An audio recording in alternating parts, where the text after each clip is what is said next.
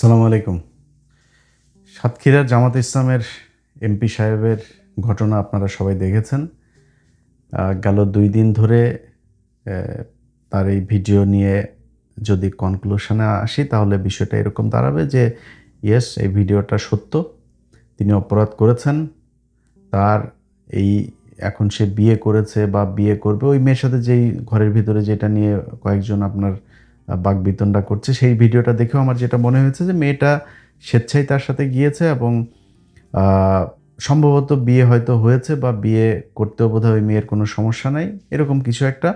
কিন্তু তারা যেটা করেছে সেটা গোপনে করেছে। গোপনে আরেক জায়গায় গিয়ে করতে চেয়েছে। তো এটা বিবাহ বিবাহ বহির্ভূত হোক বা বিবাহ করেই হোক, যেটাই হোক, জামাত ইসলামের একজন নেতা যেটা করেছে এটা অপরাধ। অন্তত জামাত ইসলামের কাছে এটা বাংলাদেশের মানুষ আশা করে না। আমার বেশিরভাগ ফলোয়ার, আমাকে যারা পছন্দ করে, আমি যদি বিএনপিকে ধরি, বিএনপি আমাকে এই মুহূর্তে যদিও, যেহেতু আমি তাদের একটা অবস্থান নিয়েছিলাম নির্বাচনের সময়, তা তারা আমাকে হয়তো এখন ৮০ ভাগ বা ৯০ ভাগ মানুষ আমাকে পছন্দ করে। বাদবাকিরা, তাদের আমার প্রতি ক্ষোভ আছে, অভিমান আছে, অভিযোগ আছে। বাট তারাও ভারত বিরোধিতার কারণে আমার প্রতি তাদের ভালোবাসা আছে। বাট জামাত ইসলামকে যদি জিজ্ঞেস করি, আমি মনে করি যে শতভাগ জামাত ইসলামের নেতা-কর্মী তারা আমাকে পছন্দ করে। তো তাদের প্রতি আমার সত্যিই খারাপ লাগছে যে এরকম একজন বয়স্ক মানুষ আমাকে যদি জিজ্ঞেস করেন, ভাই আমি সত্যি কথা আমি মারা যাইতাম। আমার পক্ষে পৃথিবীতে বেঁচে থাকা এরপরে এটা সম্ভব হইতো না।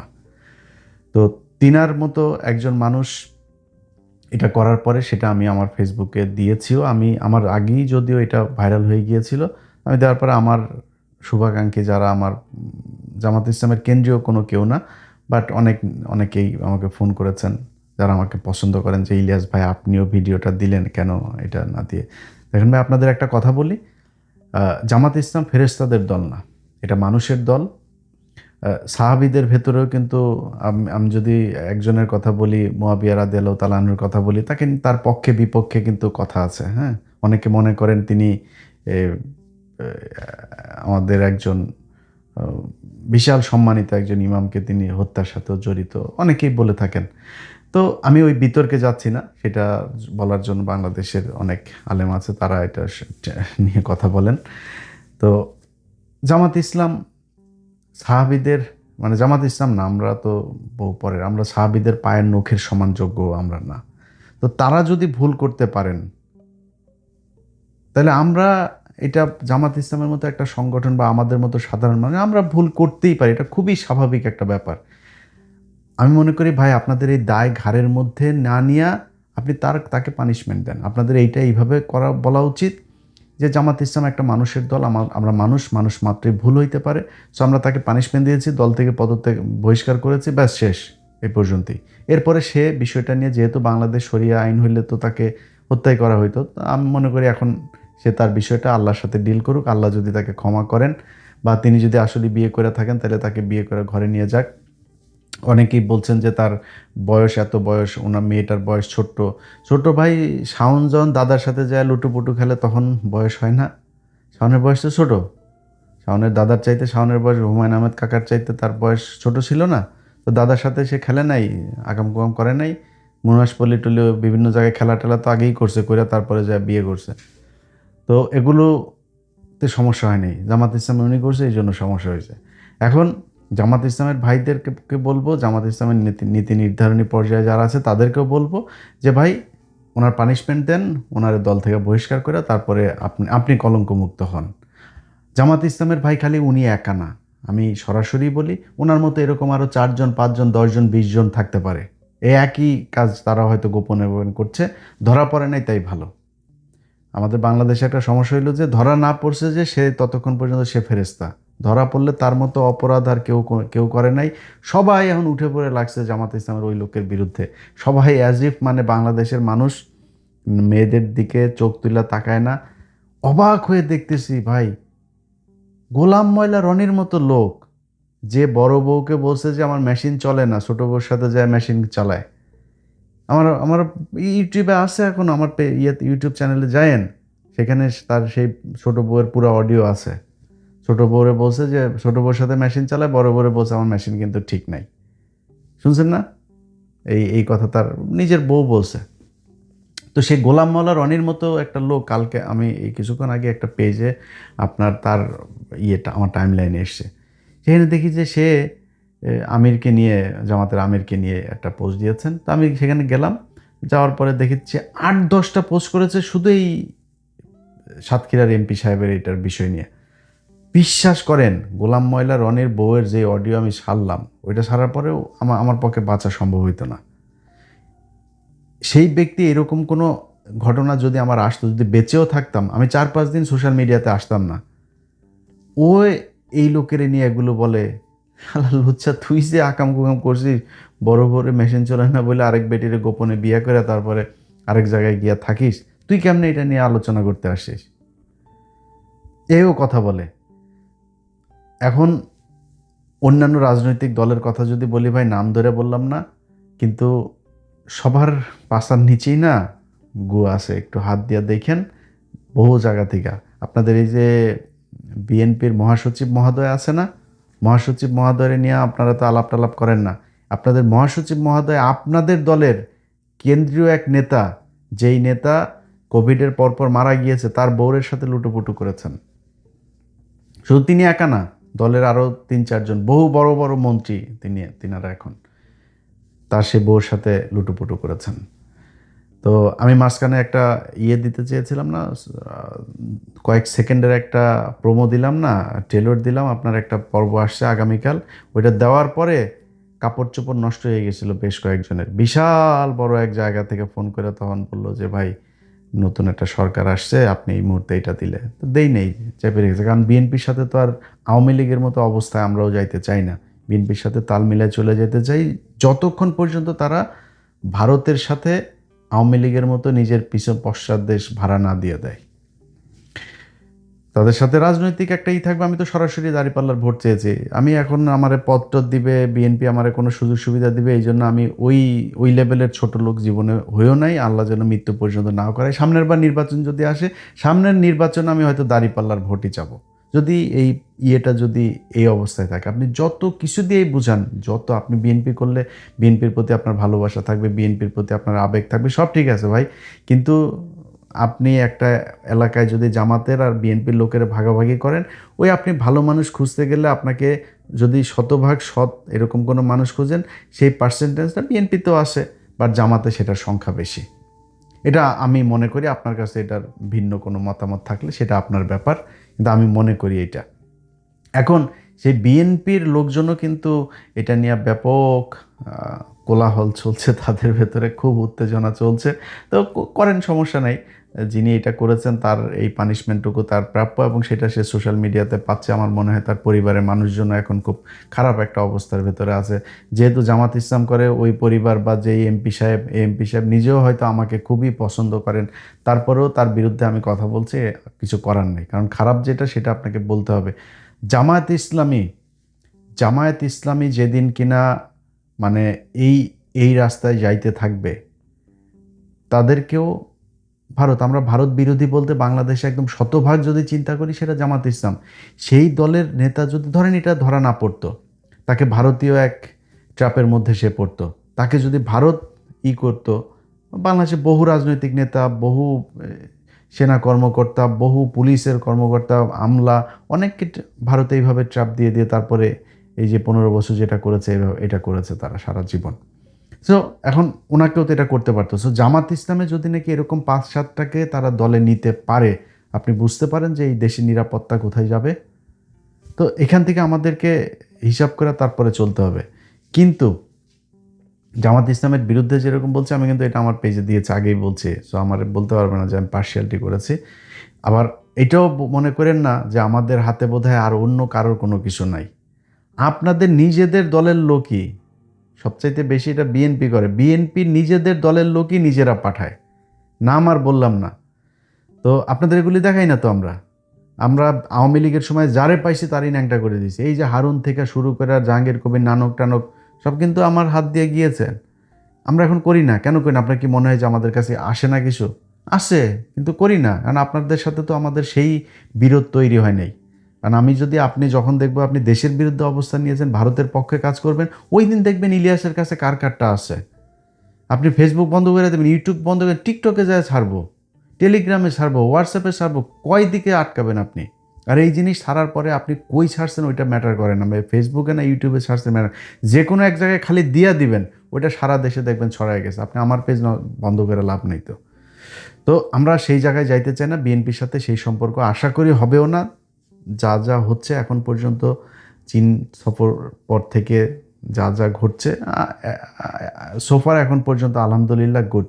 আমরা যদি দেখি বাংলাদেশের বর্তমান সরকার আবার ভারতের সাথে গিয়েছে, তখন তো আমাদের ভাই আপনাদের বিরুদ্ধে যাইতে হবে। সিদ্ধান্ত আপনাদের, আপনারা যেরকম করবেন, আমার পদ দেওয়ারও দরকার নেই, আমার আপনার সুবিধা দেওয়ারও দরকার নাই। আমার জীবনে ভাই মানে হাজার হাজার কোটি শত শত কোটি টাকার মালিক হওয়ার ইচ্ছাই নেই। আপনি আমারে করবেন কেমন? আমার আমি চলাফেরা চলতে পারি, আমার যা খাইতে মনে চায়, ঘুরতে মনে চায়, যেটা কিনতে মনে চায়, আলহামদুলিল্লাহ আমার এইটুক চললেই হয়েছে। আল্লাহর কাছে খালি বলি যে আল্লাহ আমারে চলায় নিয়ে যাও, আটকায় দিও না কোনো জায়গায় গিয়ে, যেন কারোর কাছে হাত না পাততে। এর বাইরে কোনো কিছু না। আপনার কাছে আমি কিছু চাই না, জাস্ট ভারত থেকে দূরে থাকতে হবে আপনাকে, এর বাইরে কোনো কিছু নেই।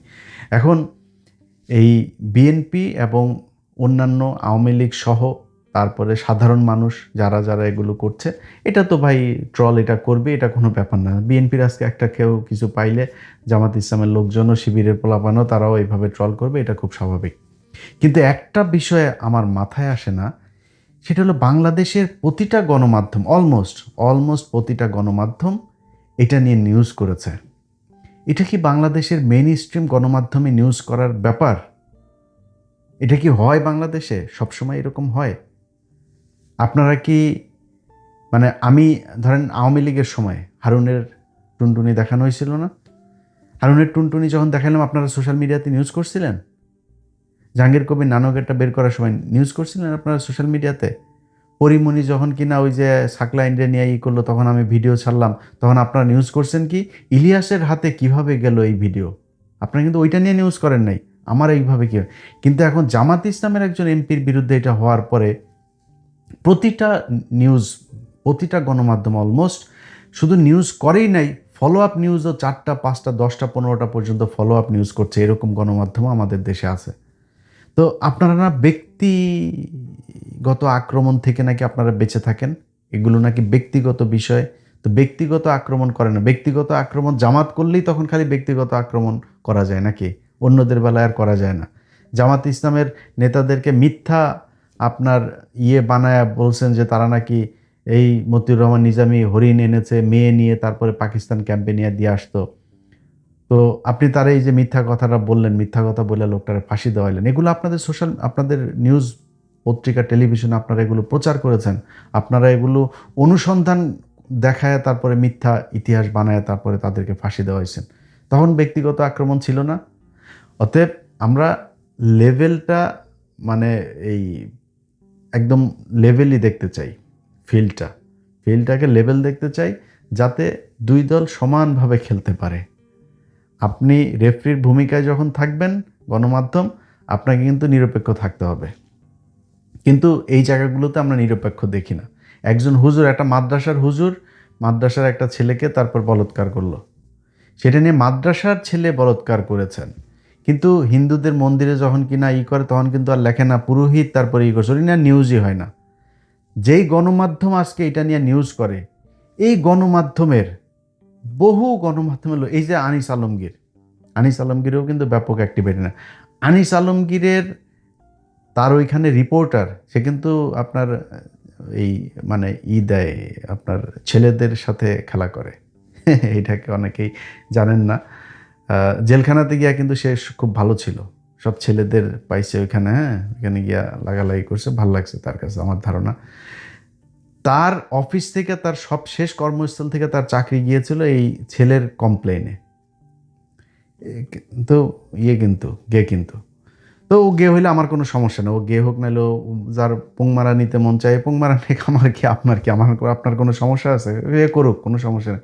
কিন্তু এরা এই যে জামাত ইসলামের এর ব্যাপারে ব্যাপক আলোচনা, এমন কোনো গণমাধ্যম আছে, এমন কোনো গণমাধ্যম যেখানে নিজেদের ভেতরে নিজেরা লাগালাগি করে নাই? আমি ওই মাঠ থেকে আসি নাই, আমরা ওই মাঠে দেখে আসি নাই কি হয় ওইখানে,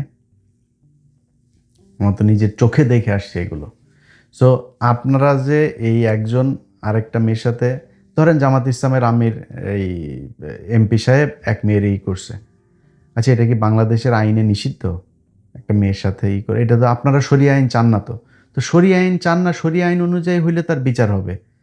একটা মেয়ে যদি স্বেচ্ছায় আরেকটা পুরুষের সাথে বাংলাদেশে শুইতে চায়, এটা তো বাংলাদেশের আইন আপনাকে অ্যালাউ করছে, আপনি সমস্যা নাই তো। আরেকজন ওইখানে ধরে নিয়ে বলছে পুলিশের কাছে নিয়ে, পুলিশের মেয়ে তোমার বলছে পুলিশের কাছে নিয়ে যাইতে, এটা কি কোনো আইন? কিন্তু এখন যে পরিস্থিতি তৈরি করা হয়েছে, মনে হয়েছে এইটা বিশাল বড় অপরাধ।